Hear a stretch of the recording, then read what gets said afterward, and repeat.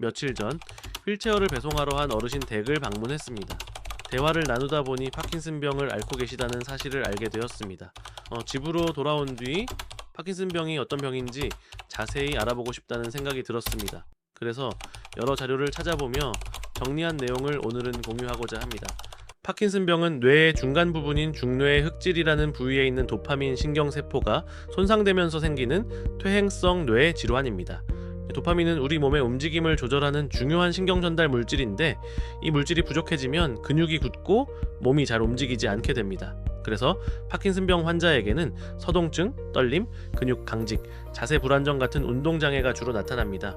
파킨슨병은 알츠하이머 치매, 루게릭병과 함께 3대 퇴행성 노외 질환으로 꼽히며 매년 약 5,000명 정도의 신규 환자가 발생하는 것으로 알려져 있습니다. 이 병의 정확한 원인은 아직 완전히 밝혀지지 않았습니다. 다만 나이가 가장 큰 위험 요인으로 꼽히며 나이가 들면서 생기는 산화 스트레스, 미토콘드리아 기능 저하, 유전자 이상 등 여러 복합적인 요인들이 함께 작용한다고 합니다. 일반적으로 60세 이후의 발병률이 높고 남성에게서 조금 더 많이 나타납니다. 많은 분들이 파킨슨병을 치매와 혼동하기도 하지만 두 질환은 다릅니다.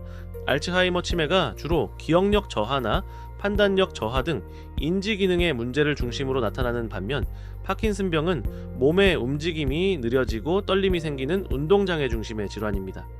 물론 파킨슨병이 오래 진행되면 일부 환자에게서 치매가 동반되기도 합니다. 파킨슨병의 대표 증상은 서동증입니다. 이는 행동이 전반적으로 느려지는 것을 말하는데, 예를 들어 말이 느려지고 목소리가 작아지며 글씨를 쓰면 점점 작아지고 표정이 무표정해지는 특징이 있습니다.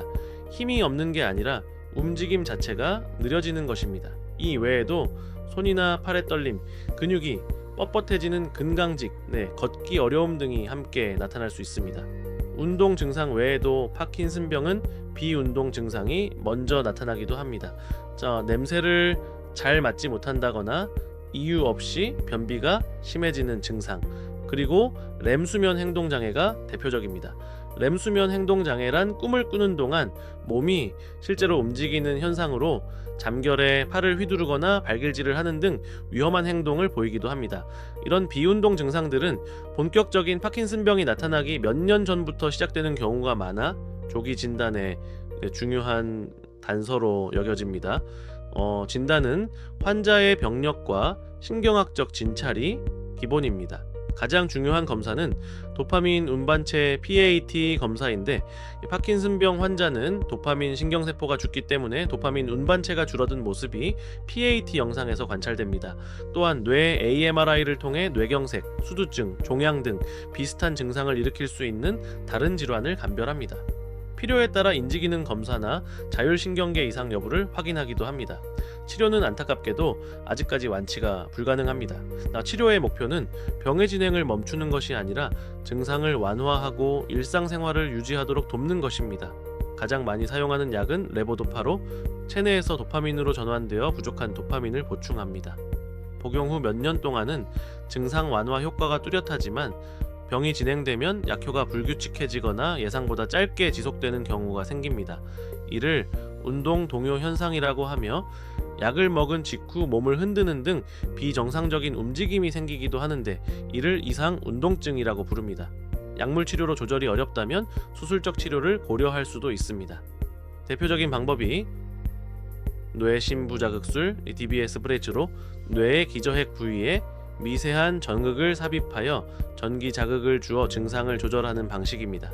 최근에는 AMRI를 이용해 목표 부위에 열을 가하는 초음파 치료법도 시도되고 있습니다. 하지만 수술은 병을 완치시키는 것이 아니며 약물 치료의 효과를 보조하는 역할로 사용됩니다. 예방과 관리에서도 가장 중요한 것은 운동입니다. 꾸준한 신체 활동은 도파민 신경세포의 퇴화를 늦추고 뇌 기능을 유지하는 데 큰 도움이 됩니다. 단순한 산책보다 수영, 자전거 타기, 가벼운 달리기처럼 적당한 강도의 유산소 운동을 꾸준히 하는 것이 좋습니다.